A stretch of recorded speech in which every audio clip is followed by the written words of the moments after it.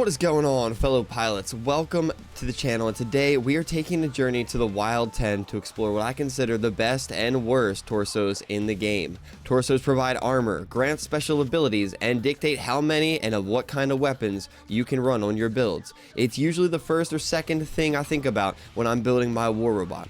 So which one is the best and which one is the worst? Is your favorite torso an S tier torso, or is it a D tier torso? Today, we'll find out as we put together our very first War Robots torso tier list.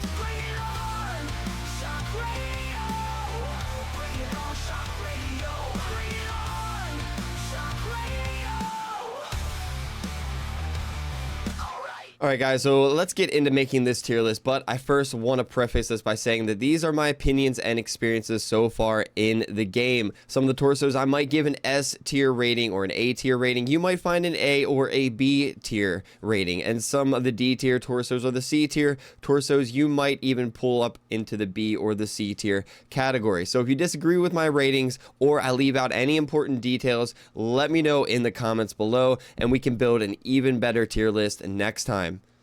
Alright, so how we're going through this tier list, we're going to start with the common torsos, then make our way through the uncommon and then the rare.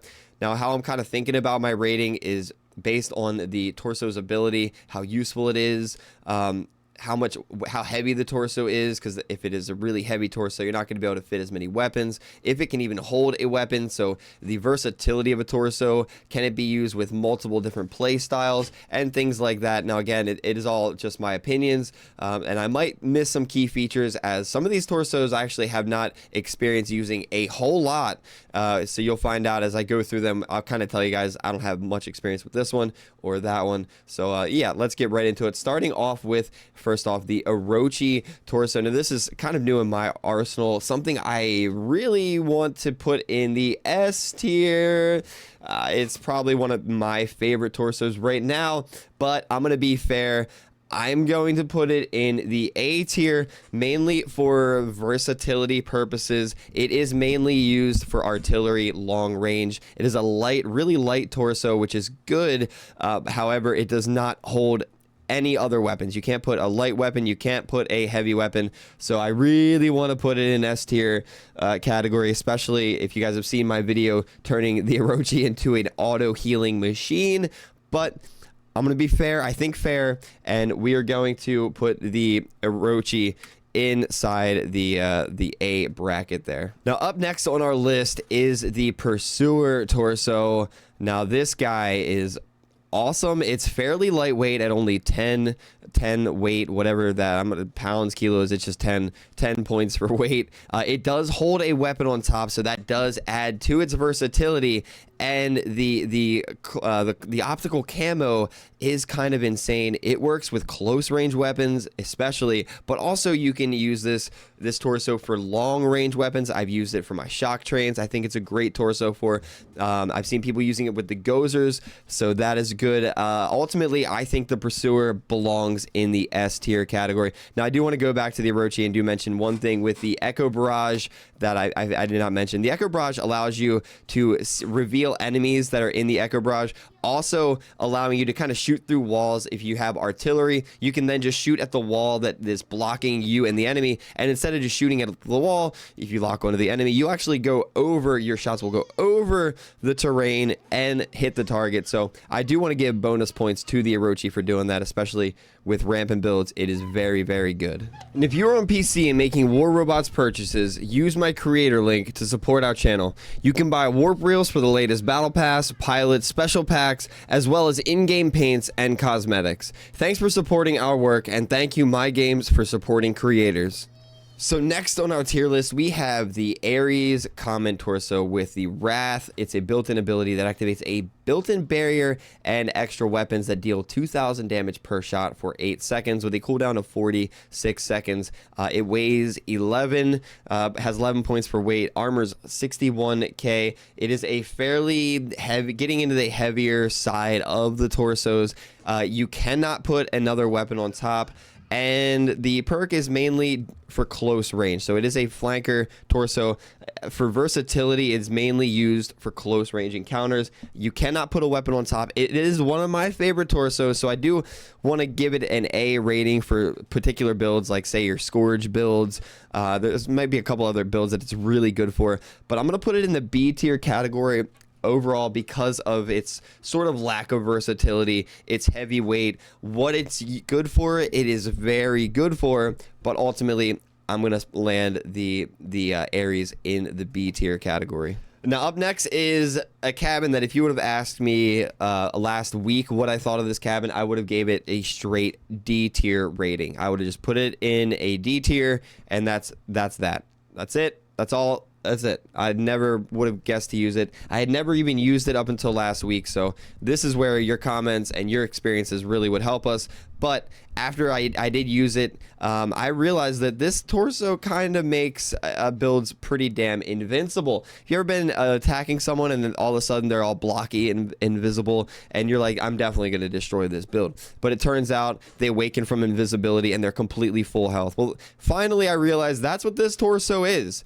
It is a defense torso with 91,000 armor. It is high in the weights with 12 points of weights. It does not hold any weapons on top, no light, no heavy. So for versatility, it's gonna score a little low, but I would have gave it a D last week. However, I've been using it particularly, I believe, with a quantum shotgun build that a viewer on Twitch sent me, and it has been working like crazy. It just doesn't die. So I'm gonna ultimately put this in I think a B tier rating. Now you can also prevent any allies from being locked on within 56 meter and splits all incoming damage. So I believe that damage also works with allies, so that ultimately is going to rank in a B tier rating. The Griffin, for sure, let me know what you think about the Griffin, because I don't have much experience, but the experience I do now have with it as a defender torso, it's going to be right there at a B tier. Next up, we have the Harpy common torso. Now, this guy has the napalm shell, which fires a projectile that deals 3,600 blast damage on impact and 4,600 fire damage over time. Now, when you get this torso in the starter, it's your long range torso. So you think that this would be like a long range torso, but quickly we found fire builds, close range builds, utilizing the Harpy torso to get in close to deal extra damage over time with the incinerators, with the lighters. I mean, it's also used for range. The thing holds a heavy weapon, a light weapon, whatever weapon you want on top. The only downside is it is 13 points of weight. It is very heavy, and the armor is fairly soft for the armor for what it is. It's only 48,000 armor. Ultimately, I want to put this in an S tier category because of its versatility. You can have multiple weapons on top. You can use it close range. You can use it long range. So I do want to give it an S tier, although it's kind of right there between S and A tier because it is an extremely heavy torso. So I'm going to put it in S tier, but this is one of those where I kind of think it might fall in the A tier category. All right, next up on the list is the Bulwark torso. It's a starter torso. You get this with your shotgun build. It is a defender torso. It is a clunker. It is really heavy. The only upside to this torso, it has a million points of armor, 117,000 armor. However, it shows because it is 13 points of weight. It does mitigate 13% of incoming damage for 8 seconds, but it doesn't help your allies or anything like that. And the perk is pretty slow. I want to give this kind of a higher rating, but we're going to put this in the C tier category. This build does last when you use a Bulwark build, but ultimately it doesn't provide any benefit to your allies. The perk is decent, but there's things like the Griffin that probably do it even better. But yeah, ultimately we're going to put it in a C, but maybe it could be in a B. I'm going to land it right there in a C. This is probably one of everyone's favorite. Next on the list is the tier torso. It is one of the only torsos, I think the only torso that heals your allies. So probably the best support torso. Now, the downside is it's pretty flimsy at only 56,000 armor, although I think that's up there with the Harpy, if I'm not mistaken, right? It has about the same. It has more than the Harpy, so ultimately it's even better than the Harpy. It does not hold any weapons on top, so you're a little bit limited as far as it goes, but it is a light torso at only 9 points of weight.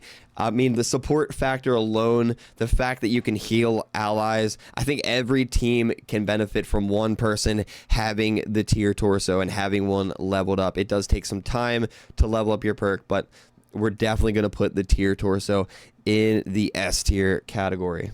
Up next is another starter torso, the Bulgasari. You get this with your Shredder build when you first start the game. It has the Iron Rain, which bombards an area, dealing 3,123 damage per rocket doll modules within a 27-meter blast radius. Now, in making this video is when a light bulb clicked, which makes me want to give this torso a higher rating. I've been one-tapped a lot in the game fairly recently, and I'm like, what the hell is that mortar that's hitting me? Well, I'm pretty sure it's people by now that just have maxed out Bulgasari torsos that are just like, yeah, we're going to max out our Bulgasari, which will give it a little bit more range, a lot more damage with the blast damage. And yeah, so I've been taken out by the Iron Rain a few times. However, it is easy to evade the Iron Rain. The Bulgasari is heavy, 12 points of weight. There is no weapon. You can't put any weapon on top of the Bulgasari. So ultimately, even though that Iron Rain has been one-tapping me lately, I feel like we're going to still give it a C category. It is decent. It has a lot of armor. If you're looking for something that can kind of be tanky, it does fit that role of a good starter, mid-range assault build. All right, next up on the common torso tier list is the Lancelot torso with battle order. Allies within 69 meters take 24% less damage whenever they get hit. You regenerate armor. This is a defender torso. It is heavy with 13 points of weight, 118,000 armor though, and it does give teammates a buff. I'm kind of torn with this one. It does not have any utility for any weapons. It's pretty dang heavy. It does give you and your allies a good buff though, and ultimately it makes for a good defender torso. I want to put this in a C. I'm going to put it in a B tier category though, chat, and you can let me know in the comments below what you think the Lancelot should be in. 118,000 armor though is kind of insane. And the fact that it does heal you while your allies take less damage, and you take less damage as well, is really good. So I will put that in the B tier category, even though it is really tanky, really heavy, and it does not provide any type of weapon to go on top of the torso. Last up in our common tier torsos is the Raven torso with the ability Steel Feathers, or I should say core gear instead of ability. Steel Feathers that fires a barrage of missiles dead ahead, each dealing 2,300 damage with a 4-meter blast radius. It is a pretty heavy torso. You cannot put any kind of weapon on top. The damage just isn't there with the ability. Ultimately, this one's probably going to be our first D torso on the list. Just not very useful. Doesn't provide your allies any benefit. Doesn't hold a weapon. A little heavy, although the armor is pretty good at 73,000. Just nothing too special about this other than it looks badass. Thank you guys for checking out part 1 of our War Robots Frontiers torso tier list, where we ranked and rated all of the common torsos. You can click this video right here if you want to see part 2, where we rank and rate all the uncommon and rare torsos. Thank you guys so much for supporting our work. Remember, PC players can follow our link to buy any warp reels and other in-game items to help support us further. I'll see you guys in the next video.